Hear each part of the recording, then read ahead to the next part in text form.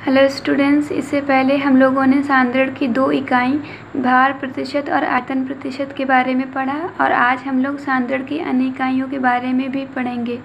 तो तीसरी इकाई है ग्राम प्रति लीटर सांद्रता। इसे G/L से प्रदर्शित करते हैं। तो इसकी परिभाषा है कि विलयन के 1 लीटर आयतन में उपस्थित विलेय पदार्थ की ग्राम में मात्रा विलयन के ग्राम प्रति लीटर सांद्रता कहलाती है।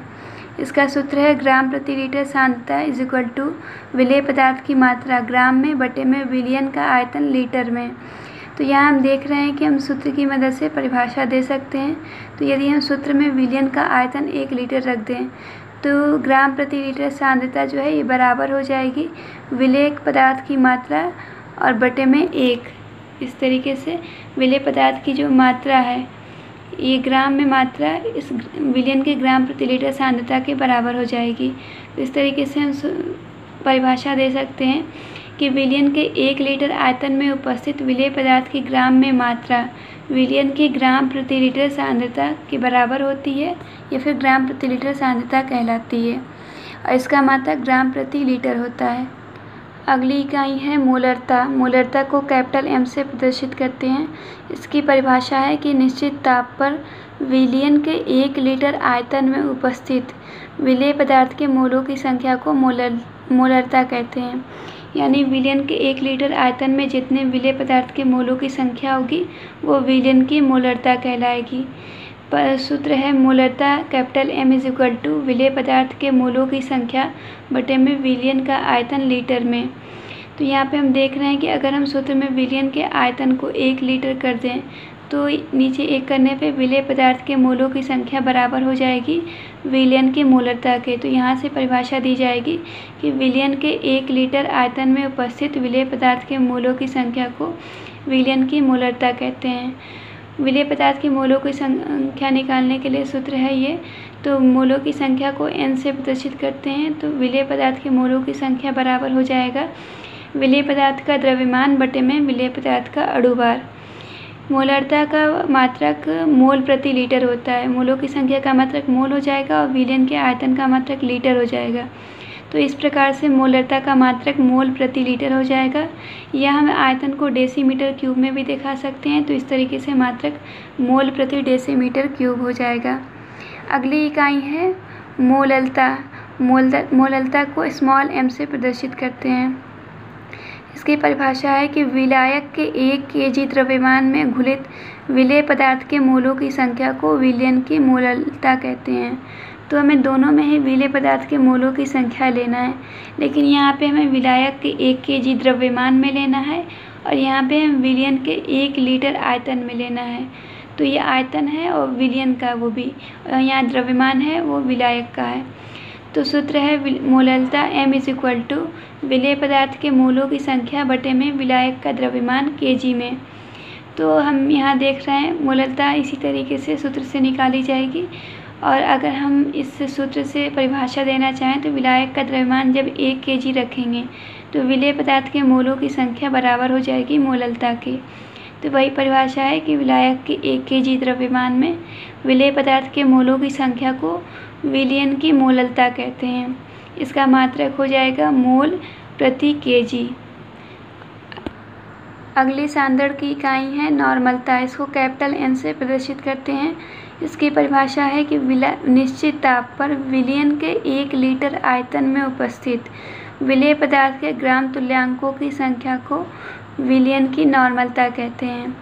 तो यहाँ से इसका सूत्र हो जाएगा नॉर्मलता N इज इक्वल टू विलेय पदार्थ के ग्राम तुल्यांकों की संख्या बटे में विलयन का आयतन लीटर में। तो हम देख रहे हैं कि जब हम विलयन के आयतन को 1 लीटर रख देंगे तो नीचे 1 मान रखने पर विलेय पदार्थ के ग्राम तुल्यांकों की संख्या बराबर हो जाएगी नॉर्मलता के। तो यहाँ से हम परिभाषा दे सकते हैं कि विलयन के 1 लीटर आयतन में उपस्थित विलेय पदार्थ के ग्राम तुल्यांकों की संख्या को विलयन की नॉर्मलता कहते हैं। यहाँ पर विलेय पदार्थ के ग्राम तुल्यांकों की संख्या निकालने के लिए सूत्र है विलेय पदार्थ का द्रव्यमान बटे में विलेय पदार्थ का तुल्यांक की भार और इसका मात्रक हो जाएगा। चूँकि विलेय पदार्थ के ग्राम तुल्यांकों की संख्या का मात्रक होता है ग्राम तुल्यांक और आयतन का मात्रक होता है लीटर, तो इस तरीके से नॉर्मलता का मात्रक हो जाएगा ग्राम तुल्यांक प्रति लीटर, या फिर हम आयतन को डेसीमीटर क्यूब में भी दिखा सकते हैं, तो मात्रक हो जाएगा ग्राम तुल्यांक प्रति डेसीमीटर क्यूब। यहाँ हम देख सकते हैं कि नॉर्मलता और मोलरता, इन दो परिभाषाओं को निश्चित ताप पे दिया गया है इसको, और नॉर्मलता को, जबकि मोलरता को हम निश्चित ताप पे नहीं दे रहे हैं, क्योंकि हमें नॉर्मलता में और ऊपर मोलरता में विलयन का आयतन लेना है, और विलयन का आयतन जो है अलग अलग ताप पे अलग अलग आता है, इसलिए यहाँ पे हमें ताप का मान निश्चित रखना था। लेकिन मोलरता में हमें विलायक का द्रव्यमान लेना था, और द्रव्यमान का मान अलग अलग ताप पर भी समान रहता है, इसलिए मोलरता को हम किसी निश्चित ताप पे लेने की आवश्यकता नहीं है। लेकिन नॉर्मलता और मोलरता, इन दोनों को निश्चित ताप पे परिभाषा दिया जाता है। सांद्रण की अगली इकाई है मोल प्रभाज। इसको काई से प्रदर्शित करते हैं। ये कुछ x की तरह लिखा जाता है, काई है ये। तो इसमें ये द्रव्य विलयन के लिए दिया जाता है, मतलब ऐसा विलयन जिसमें विलेय भी द्रव्य हो और विलायक भी द्रव्य हो। तो इसकी परिभाषा है कि किसी अवयव के मोलों की संख्या व विलयन में उपस्थित सभी अवयव के मोलों की संख्या के अनुपात को विलयन उस अवयव का मोल प्रभाज कहेंगे।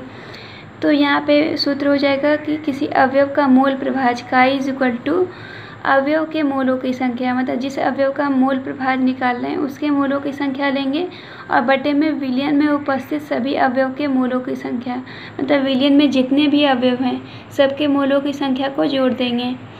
तो यहाँ इस तरह से देख सकते हैं कि उस अवयव के मोलों की संख्या और विलयन में उपस्थित सभी अवयव के मोलों की संख्या के अनुपात को उस अवयव का मोल प्रभाज कहा जाता है। तो यदि मान लें कि विलयन में दो अवयव हैं, ए अवयव और अवयव बी, तो इस तरीके से इसका मोल प्रभाज हो जाएगा। तो इस अवयव के मोलों की संख्या लेंगे, मतलब ए के मोलों की संख्या Na, और फिर नीचे हमें विलयन में उपस्थित सभी अवयव के मोलों की संख्या लेना है। तो विलयन में दो अवयव हैं, ए और बी, तो ए के मोलों की संख्या और प्लस बी के मोलों की संख्या। तो इस तरीके से ये ए का मोल प्रभाज हो जाएगा।